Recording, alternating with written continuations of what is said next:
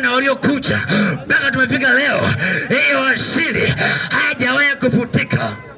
Amen. Ndio maana maandiko amesema hapo kwenye Warumi 5, amesema ya kwamba kwa sababu ya dhambi ilivyoingia duniani, hiyo dhambi ikasababisha mauti,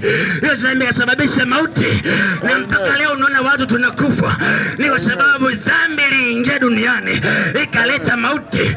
Watu leo wanakufa, wanazikwa, ni kwa sababu dhambi iliingia duniani ikaleta mauti.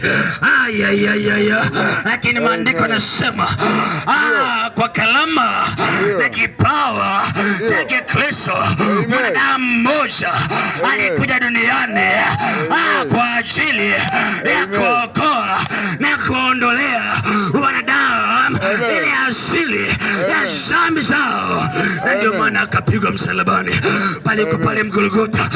Maandiko yanasema walimpigia misumari, walichoma mkuki kwenye ubavu wake, maji na damu vikatoka, damu zikamwagika.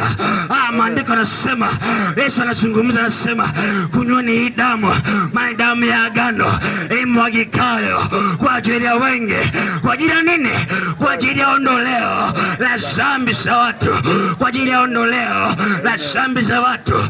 Nasikia nikwambie, dhambi hauoji kwa maji kaondoka, dhambi hauendi kwenye starehe ikatoka, dhambi hauendi kwenye dini ikatoka. Hiyo asili ya dhambi inaondoshwa kwa damu ya Yesu. Hiyo asili inaondoshwa kwa damu ya Yesu. Hiyo asili ya dhambi inaondolewa ndani ya roho ya mtu kwa damu ya Yesu mwana kondoo. Ndio maana alikubali kufa, alikubali kuteswa, alikubali damu yake imwagike kama sadaka ili aokoe dunia, aokoe ulimwengu. Sikia wewe, kuna mtu mmoja ilimpasa afe kwa ajili yako. Kuna mtu mmoja ilimpasa afe ili wewe upone. Kuna mtu mmoja ilimpasa afe ili wewe ukamwone Mungu. Amen. Amen. Hallelujah. Alikufa pale msalabani Yesu, damu yake ilimwagika kama sadaka. Alijitoa sadaka maisha yake ili wanadamu waweze kupata usafi wa roho zao, maana dhambi ni uchafu wa rohoni, hauoji kwa maji kaondoka. Dhambi ni uchafu wa rohoni, na hii asili inayokuambia ile dhambi ikiwa ndani ya mtu, iko ndani ya mtu, huyo mtu huku nje tunaona matendo tu mabaya, na tu ni ulevi umemkamata, tu ni uzinzi umemshika, tu ni matendo sofa yamemkamata, ni kwa sababu ile asili ya dhambi amezaliwa nayo, iko ndani ya roho yake. Amen. Amen. Ndio hiyo asili ya dhambi kila mmoja amezaliwa nayo, kila mmoja amezaliwa nayo, na ili watu waikwepe adhabu ya Mungu kwa sababu ya dhambi zao, njia ni moja tu. Mungu alitoa njia moja tu ya watu kuweza kupona. Mungu alitoa njia moja tu ya kila mwenye mwili aweze kupona, ni njia kumwamini Yesu, ni njia kumwamini Yesu. Kila mtu ambaye anataka kupona na hiyo asili ya dhambi, maana dhambi inasababisha mauti, na baada ya mauti ni hukumu. Mtu anapokufa kwenye hali ya dhambi anaingia kwenye hukumu ya jehanamu ya moto wa milele. Lakini kwa sababu Mungu hakupenda ulimwengu upotee, hakupenda watu wake wapotee, aliwaumba kwa mfano wake, aliwatengeneza kwa sura yake, kwa huruma zake akamtoa Yesu aje afe msalabani kwa ajili ya ondoleo la dhambi za watu wake. Amen. Amen. Amen. Wanadamu wenyewe ndio tulijitenga na Mungu. Mungu hajawahi kututenga wanadamu. Mungu hajawahi kutuchukia. Mungu hajawahi kutuweka mbali, ila sisi wenyewe tunajiweka mbali na Mungu. Wewe mwenyewe ndio unajitenga na Mungu. Mungu bado anakupenda, Mungu bado anakuwazia mema. Hata kuruhusu Yesu afe ni kwa sababu anakuwazia mema, ni kwa sababu anakuwazia yaliyo mema. Hapendi upotee, hapendi uangamie, hapendi na wewe nafsi yako ipoteze kama wengine wapoteze nafsi zao. Amen. Alafu mimi nikuuliza swali, Hivi ndugu zako wangapi ambao umewazika? Ndugu zako wangapi ambao umewazika? Ni wangapi? Wako mashangazi zako umewazika, wako wajomba zako umewazika, wako bibi zako umewazika, wako ndugu zako, marafiki zako umewazika, na wengine wamekufa bila Bwana. Kwa nini sio fundisho kwako? Kwa nini usijiulize mara mbili alafu ukachukua hatua na wewe kumsogelea Mungu? Kwa nini usichukue hatua na wewe kumwamini Yesu ili aondoe hiyo dhambi, hiyo asili aiondoe, akusafishe na wewe uwe safi? Amen. Ndio. Watu tunajifunza ndio kulingana na makosa ambayo tunakosea kila siku. Kuna hekima zingine tunazipata kwa sababu ya makosa ambayo tumekosea mara nyingi. Ndio maana tunajifunza kila siku, tunajitafakari na kujielewa kila siku, kwa sababu ya makosa ambayo tumeingia tukakosea, tukapata hasara. Kwa tunajirekebisha ili tuweze kutopata hasara tena. Na wewe, kuna watu wengi umeona wamekufa bila Yesu, wengi tu. Kwa nini sio fundisho kwako kwamba hata mimi leo nikilala kama alivyolala yule tuamzika, alienda bila Yesu yule kabisa, namuona alikuwa mpagani mzuri, namuona yule alikuwa mlevi safi kabisa, aliondoka rafiki yangu mzuri, nampenda yule. Yeye ameenda wapi? Ameenda ikiwa ameenda na hali yake bila Yesu, ameenda wapi? Na mimi je, sasa na siku ikapita kapofika mimi kuondoka, nitaenda wapi? Jiulize hayo maswali namna hiyo. Ukiona namna ya kujiuliza hivyo, utapata akili kichwani na leo kuamua maamuzi mazuri ya kurudi kwa Mungu, ya kumrudia Mungu aliyekuumba ili akutakase. Maana utakaso tunaupata kwa njia ya kumwamini Yesu, alafu Yesu kwa damu yake anatutakasa, anatusafisha, anatuosha, tunakuwa safi, zile asili za dhambi zinaondolewa, tunakuwa wapya. Amen. Amen. Amen. Amen. Ndio. Kwa nini Yesu alikufa msalabani? Kwa nini ilibidi afe msalabani? Nimekuambia sababu ya pili. Alikufa msalabani kwa ajili ya kumwaga damu yake, ili sisi ambao ni wakosaji tuweze kusamehewa dhambi zetu, tuweze kusamehewa makosa yetu. Alimwaga damu yake pale msalabani. Walipiga pale msalabani Bwana Yesu, waligongelea pale misumari, walipiga pale, walipiga sana. Lakini mwanaume alitulia tu, akisubiri sana wakati ufike, akisubiri sana wakati ufike.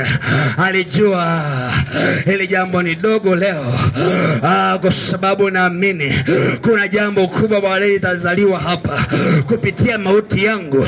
Kuna jambo kubwa litazaliwa kupitia mauti yangu. Wanadamu watapona kupitia mauti yangu, watu watasalimika.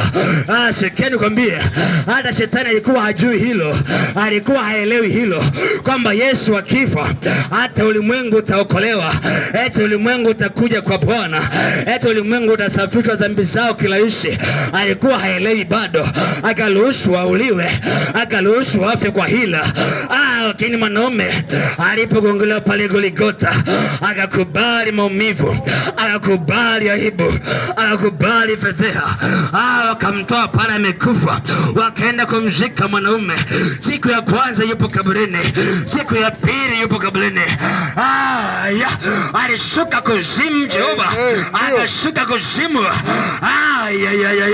Akaenda kuhubiri Injili mpaka kwa waliokufa kule kuzimu, akaenda kuhubiria Injili ili mradi na wao pia wasiingie kwenye hukumu, wakimwamini tu wasiingie kwenye hukumu.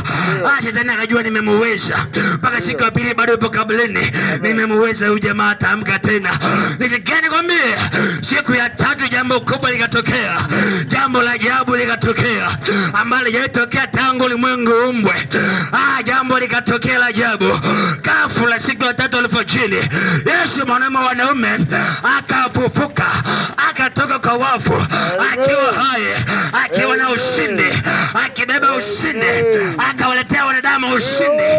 Alibeba ushindi, ushindi juu ya dhambi, ushindi juu ya dhambi, ushindi juu ya maovu, ushindi juu ya mabaya. Na kwa njia ya kumwamini yeye anakupa kuwezeshwa kushinda dhambi kwa njia ya kumwamini Yesu aliyefufuka pale msalabani. Anakupa uwezesho wa kushinda dhambi na mabaya yote hii dunia. Amen. Amen. Amina.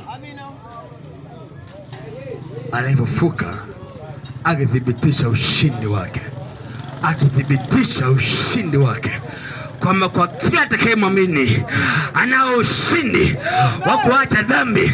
Kila atakayemwamini, kama yeye alifufuka toka kwenye mauti, alifufuka toka kwa wafu, akarudi na mwenye nguvu, akarudi mwenye nguvu tosha. Kila atakayemwamini anampa uwezesho wa kushinda dhambi. Amen. Amen.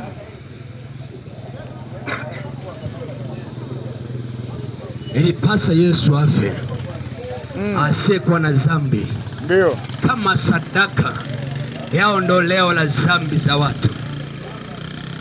Asiyekuwa na dhambi, asiyekuwa na maovu, ilimpasa afe kwa ajili ya watu waovu, kwa ajili ya mimi na wewe. Ilimpasa Yesu afe ili mradi mimi na wewe tusalimike. Mimi na wewe tuwe salama. Mimi na wewe tupate ondoleo na msamaha wa dhambi zetu. Amen. Kwa sababu hakuna mwanadamu atakayekwepa hukumu ya Mungu. Kila mtu atapita kwenye hukumu ya Mungu. Kila mwanadamu atapita kwenye hukumu ya Mungu. Kila mtu. Na sinategemeana wewe tu hapa duniani umeishi vipi. Je, ulimkubali Yesu awe njia ya wewe kuingia mbinguni, au ulimkataa Yesu duniani kwa kisingizio chako binafsi? Na kama ulimkataa Yesu, unamkataa mpaka sasa, na unamkana mpaka sasa, na umtaki mpaka sasa, na mpaka sasa umuelewe, sikia, unakoenda siku nzuri, maana sana wakati utakapofika wewe kuingia kwenye hukumu, kitakachowasaidia wanadamu ni kwa sababu tu walimwamini Yesu. Hapo ndio watapona. Kama wako muamini Yesu, dunia haitasalimika, watu hawatasalimika. Ndio maana maandiko yanasema kwenye ile Yohana 3:16, kwa maana jinsi Mungu aliupenda ulimwengu hata kamtoa Yesu mwanaye wa pekee, ili kila muamini asipotee, kila muamini asipotee. Njia ni moja tu. Ukitaka kumwona Mungu, ukitaka kuingia kwenye uzima milele, ukitaka na usiingie kwenye hukumu ya milele mbaya, njia ni moja tu, ni kumwamini Yesu ili usipoteze roho yako jehanamu. Ni kumwamini Yesu ili uwe salama. Amen. Amen. Sababu ya tatu, kwa nini Yesu alikufa msalabani? Sema baba, sema. Sababu ya tatu, ndio alikufa msalabani ndio ili kupatanisha ulimwengu na nafsi ya Mungu ali hai. Amina. Alikufa msalabani ili kuwapatanisha wanadamu wote na Mungu ali hai. Alikufa msalabani ili kuwarejesha wanadamu wote waliokuwa wameibiwa na dhambi, awarejeshe kwa Mungu aliyewaumba, awarejeshe kwenye asili zao. Mwanadamu haukuumbiwa dhambi, haukuumbiwa utende dhambi wewe, haukuumbiwa uishi kwa mlevi wewe, haukuumbiwa badilisha wanawake wewe, haukuumbiwa badilisha wanaume wewe, haukuumbiwa uwe kahaba, haukuumbiwa uwe jambazi, haukuumbiwa mwizi. Mungu akuumba ili uje utende dhambi. Mungu alikusudia wanadamu alipowaumba wamwabudu yeye, wamwabudu yeye. Anapokuwa akitembelea bustani, alipokuwa na Adamu kipindi hicho kitenda dhambi, Mungu alikuwa akizungumza na Adamu. Anafika kwenye ile bustani, anasema, mwanangu Adamu upo? Adamu anasema, nipo Mungu, niko hapa, niko salama, niko na afya yangu njema, ninapiga jembe kisawa sawa, Adamu anaongea na Mungu. Ndivyo Mungu alikusudia maisha ya watu wote waishi, lakini dhambi ilikuja kutuiba kwenye asili yetu. Lakini Yesu achukuliwa, Mungu aliyemtoa Yesu kuja kuturudisha kwenye asili yetu na sisi wanadamu, kurudi kwa Mungu tena, kumfanyia Mungu wetu ibada, kumfanyia Mungu wetu ibada, kuzungumza na Mungu tena. Hata leo tuko hapa, Mungu ametutuma tuje hapa, maana anazungumza, Mungu anaongea, Mungu anasema na watu. Natamani aseme na watu wote. Na ukikubali hivi leo kumwamini Yesu, anakupatanisha na Mungu aliye hai. Amen. Amen. Amen. Ndio Korinto wa pili 5:19 nasema, Yesu pale yuko msalabani, kitu kinafanyika pale msalabani ilikuwa ni Mungu anaupatanisha ulimwengu na nafsi yake, maana ulimwengu wote ulikuwa mbali na yeye. Sasa pale msalabani Yesu anagongelewa misumari, anapigwa misumari, majamaa amekamata mkono, weka mkono hivi, yanagonga namna hii, waleta na huko anagonga namna hii, weka miguu sawa sawa, anagongwa, yakamsimamisha majamaa namna hii juu. Akasimamishwa pamoja na wizi ambao walikuwa ni haki yao wao kuaibishwa. Yesu asiyekuwa na dhambi wala matendo mabovu akaibishwa pamoja na waizi. Akichoka kinafanya pale, Mungu alichokuwa anakifanya pale, alikuwa anaupatanisha ulimwengu na nafsi yake. Ulimwengu ambao ulipotea, wale ambao walipotea, alikuwa anawarejesha. Yesu anagongelewa msalabani, anakufa, huko Mungu anaurejesha ulimwengu na nafsi yake, anarejesha wanadamu karibu na yeye tena, na kwa njia ya kumwamini Yesu anakusogeza karibu na Mungu tena. Amen. Ndio maandiko yatimia, nasema na mtu akiwa ndani ya Yesu lazima amekuwa kiumbe kipya. Na anasema kwenye Yohana 1 anazungumza, anasema na wote waliompokea aliwapa uwezo wa kufanyika watoto wa Mungu. Kila anayemwamini Yesu anafanywa mtoto wa Mungu. Hatujifanyi wenyewe, hatujifanyi kwa dini zetu, bali ni Mungu anatufanya watoto wake kwa njia ya kumwamini Yesu wa msalaba. Amen. Amen. Ndio. Alafu kwenye moyo wangu huko waga nafurahi sana pona vijana nao wanamkimbilia Mungu, wakiwa bado na nguvu zao kama mimi hivi, wanamkimbilia Mungu, wanarudi kwa Mungu. Wanafurahi sana na mbingu zinafurahi sana vijana wanaporudi kwa Mungu. Mungu anatabasamu na mbingu zinafurahi, maana watu wanaacha maovu, wanampinga shetani, wanamrudia Mungu, wanarudi kwenye ibada tena, wanarudi kwenye maisha yao asilia. Ukirudi kwa njia ya muamini Yesu utapata ondoleo la dhambi zako. Amen. Amina. Na nikwambie tu, hata kama umeshindwa kuacha pombe kwa sababu zako binafsi, ile ukimwamini Yesu atakupa uwezo, atakuwezesha kuacha hizo pombe. Akiingia moyoni mwako Yesu, ile kiu ya dhambi anaiondoa. Kwa sasa huwezi kuacha dhambi kwa sababu Yesu hayupo moyoni. Akiingia moyoni anakupa kujizuia. Hofu ya Mungu inapandishwa juu. Hofu ya Mungu ikipandishwa juu, unakataa mabaya mwenyewe bila kulazimishwa na mtu. Amen. Amina. Yanga tumtasema nilikuwa napenda pombe lakini sasa hivi hata hamu siko nayo tena. Nilikuwa napenda wanawake sasa hivi hata hamu nao sina tena.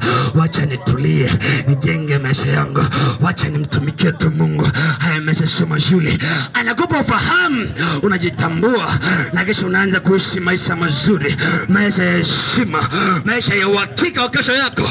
Hata watoto wamelala leo, watu wamekulaza kaburini, wanasema nyelazeni tu wa mwili, maana roho yangu nenda kuona Bwana, roho yangu nenda kuishi na Bwana, nenda kustarehe, maana maandiko yamesema kufa kwao wafu katika Kristo ni faida, maana wanaenda kupumzika, wanaenda kupumzika. kupumzika. Bwana kule mbinguni anavuta machozi namna hii, anavuta machozi namna hii, anaambia karibuni wanangu, karibuni tena kwenye dunia. Mliteseka sana, mlitoa jasho sana. Sasa pumzikeni mahali hapa pazuri. Watu wanampokea Yesu anawapa kupumzika, pumziko la furaha na amani. Amina. Amen. Mungu akumbuke maisha yako. Amina. Tafakari kila kunapokucha. Jifikiri kila kunapokucha. Ikiwa amezaliwa katika asili ya dhambi, ikiwa amezaliwa katika asili ya dhambi, ikiwa umetokana na asili ya dhambi, hauna uwezo wa kuondoa hiyo asili kwa peke yako. Hauna uwezo wa kuondoa dhambi kwa peke yako. Wala hakuna waganga, wala hakuna wachawi wanaweza kuondoa dhambi ndani ya mtu. Ndio. Hakuna dini inaweza kuondoa dhambi ndani ya mtu. Hakuna dhehebu ambayo inaweza kuondoa dhambi ndani ya mtu. Mwenye uwezo kuondoa dhambi ndani ya mtu anaitwa Yesu peke yake. Anaitwa Yesu peke yake. Ndiye alikubali kutolewa sadaka ili wanadamu wapate ondoleo la dhambi zao. Amen. Mambo matatu nimekuambia jioni leo. Mambo matatu hayo nimekufahamisha jioni leo. Jambo la kwanza, kwa nini Yesu amekufa msalabani? Nimekuambia ni kwa sababu alibeba aibu zetu. Jambo la pili, kwa nini Yesu amekufa msalabani? Kwa nini ilibidi mwanaume apige msalabani? Nimekuambia ni kwa sababu alikuwa anabeba dhambi zetu, anatuosha kwa damu iliyokuwa inamwagika pale msalabani. Na jambo la tatu, kwa nini Yesu alikufa msalabani? Ni kwa ajili ya kutupatanisha wanadamu na nafsi ya Mungu, kuturejesha tena kwenye asili yetu wanadamu. Mungu ayabariki maisha yako. Nimefika mwisho wa haya mahubiri. Mungu ayabariki maisha yako. Na kama kuna mtu kati yetu hapa anasema mahubiri nimesikia, nami nataka nimpokee Yesu, nataka nimwamini Yesu, unaruhusiwa kusogea hapa nilipo. Kisema nataka nimpokee Yesu na mimi awe Bwana na Mwokozi wa maisha yangu, unaweza kusogea hapa nilipo.